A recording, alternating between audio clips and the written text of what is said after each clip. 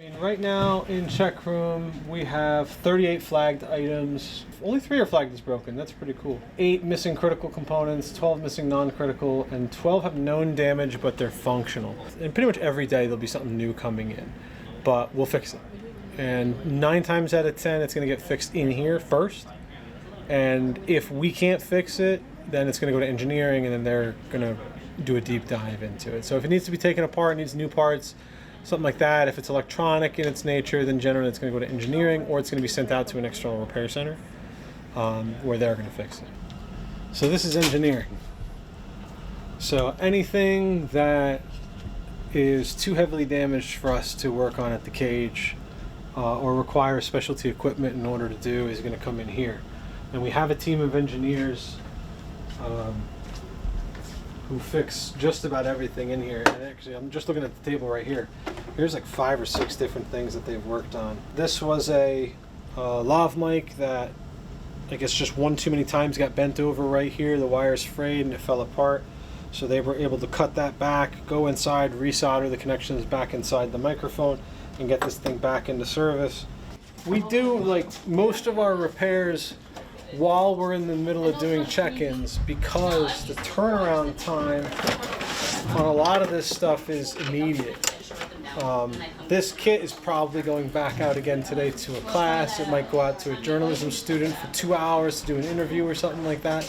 And if I don't repair this right now, it's going to go out and get either further broken, or we're going to lose track of its needs and not remember till next week. Here's a repair that was done on a tripod spreader. One of these cast aluminum parts had exploded. They pressed out the rivet on one of these, took apart an old one, grabbed one of them off of it, put it onto this one, and now we have a complete tripod mid-spreader for a Manfrotto tripod. The mid-spreader assembly is like $100 or something. But now we don't have to pay that money. It's more money going forward for students and equipment. Every time a student comes back and says, my XLR cable had a pop and a hiss, I unscrew that end, see that the solder connection has just been worn down, comes over here, these guys take it, cut it back, nice clean wire, resolder it, it's back in the cage in like 2 hours. They do really incredible work. Spare parts. Every bin you see in here, every device you see on the shelf is just spare parts, nothing but. So everything gets recycled, no matter what it is. All the way down to power supplies for computers and stuff. Like I was saying before, those little flags that say missing non-critical component or missing critical component, I've got to go locate all of those items. And while it says, 30 flags right now, those are 30 new flags. We'll process probably 150 to 200 flags in a semester. So here's just an example of different tickets that have gone. And these are a little bit older because we've moved mostly to a digital system, but these are just different items that have been broken, have come through here. A lot of mic mounts snapping on cameras, mic mounts snapping on cameras, mic mounts snapping on a camera, ARRI light kits having missing parts. A lot of stuff, as I was saying before too, is like, it's not necessarily that the students are being irresponsible with equipment. They're not just dropping things and breaking them.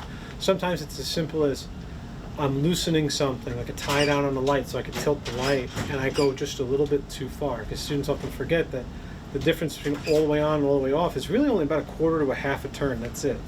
And they'll be loosening it, maybe you're shooting the shit with somebody, blah, blah, blah, blah, and then it falls apart, and all the nuts, washers, and the whole assembly just falls apart, and everything goes down to the floor. And maybe you're outside, maybe you're on set, and it just gets lost. And so, is it anybody's fault? I mean, of course there is somebody at fault, but we're not going to come after them for it. It's an unfortunate circumstance of the learning process. But it also renders that light completely useless. That's another thing that's like commonly in here. And that's why if you look up here, you'll see there's just 1 million little parts. Nuts, washers, bolts, screws, everything we could possibly need to try to fabricate whatever it is that we need to recreate.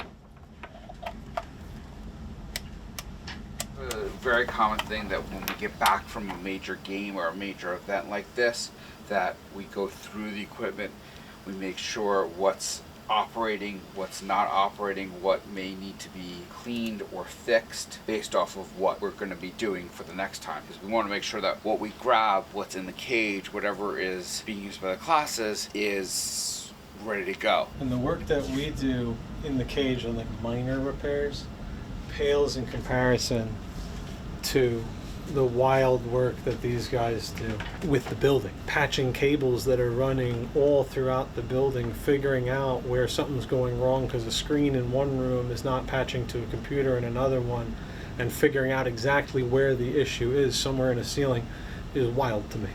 It's absolutely incredible work that these guys do. The thing that I like the most is the different things that come up every day. You know, it's not the same thing every day. It's not the same show. It's not the same program. It's always something different. One day there's a problem in the audio room that needs to get solved. The next day you're in the studio. Even later that day you're in the studio trying to figure out why a pedestal won't turn. Or you're out on the football field in the rain for 12 hours helping a crew do what they need to do. So I think that's the thing that I like the most, is just the differences every day, and making sure that what we need to get done gets done, so that the students can fill their classes and learn.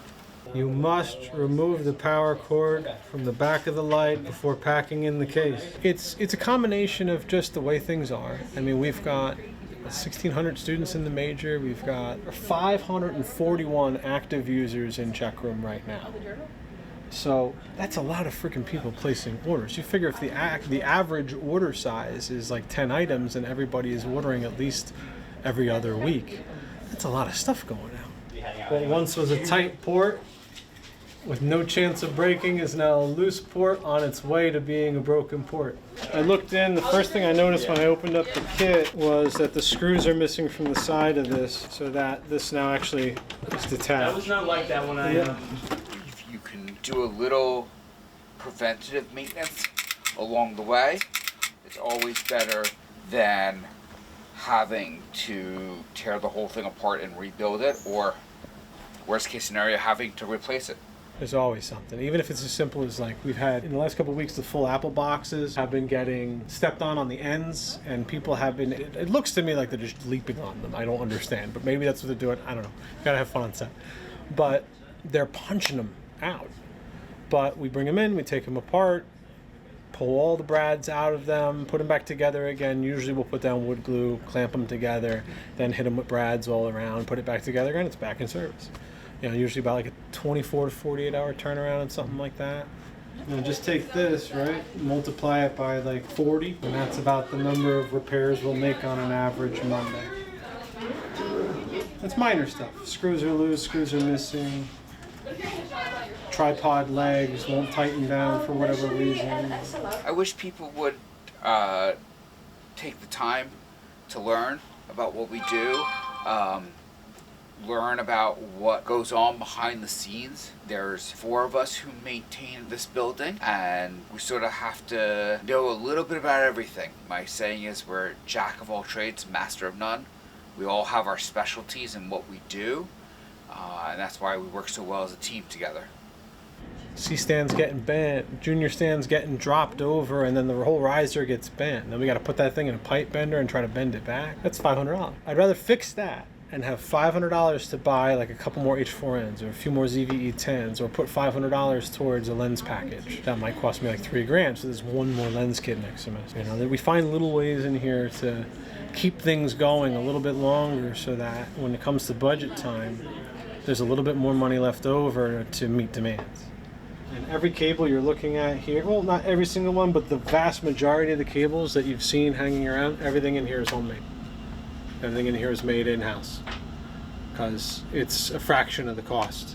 And like I've been saying, you know, every dollar that we can save in one way is a dollar that can get passed on to the students, or at least, if not for new stuff, in just supporting keeping what we have alive for as long as we can to serve as many students as we can. Try to be cognitive, and if something does, say it, report it. We're a lot more lenient and understanding if you tell us about it when you return it, than if you try to cover up, hide it, and then we find it later.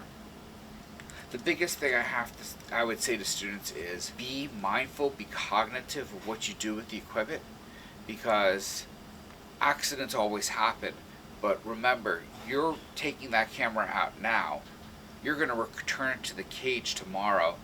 the next day or even later that day, it's going to go out to another student. So if something happens while you're using it and something goes wrong, you're not just affecting your own project, you're affecting all the students who have that camera reserved and might not have it because it's broken to do their own projects.